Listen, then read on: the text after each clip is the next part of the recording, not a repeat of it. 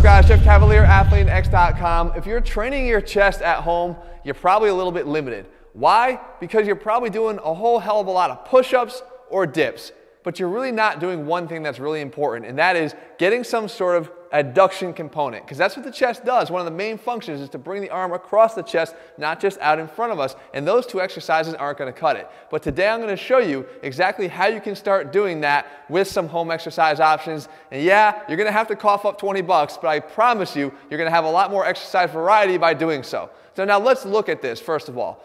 Why is this so important? Because the chest doesn't fully contract until you get the adduction of the arm across the chest. Some would even argue in some research that non-spanning chest fibers can't get activated until the arm is already all the way across your chest. So you're going to need to do that in order to get a peak contraction.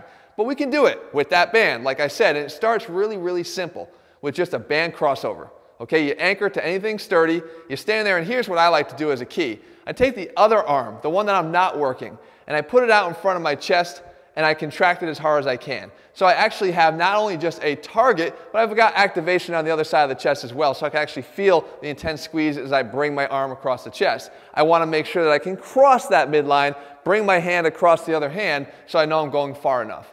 Then we can take it a little bit, a step further.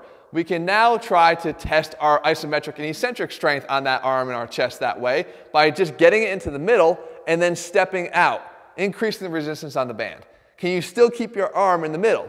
The idea here is you're counting your reps by the number of steps that you can continually take without letting your arm give in finally and snap back to the starting position.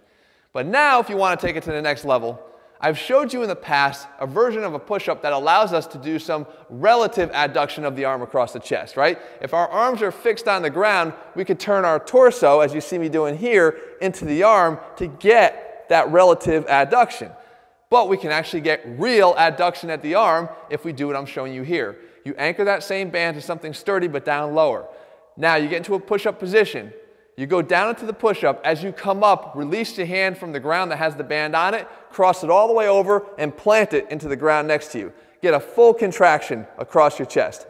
Then from here, come back, establish for 1 or 2 seconds there. Come back to the regular push-up position, go down into your next rep, and repeat. Of course, you're going to work both sides, but this is a really great way to do a push-up. And again, it's not all that much more difficult, and the investment in both time is zero and money is just a little bit, and it will make your home workouts that much more effective.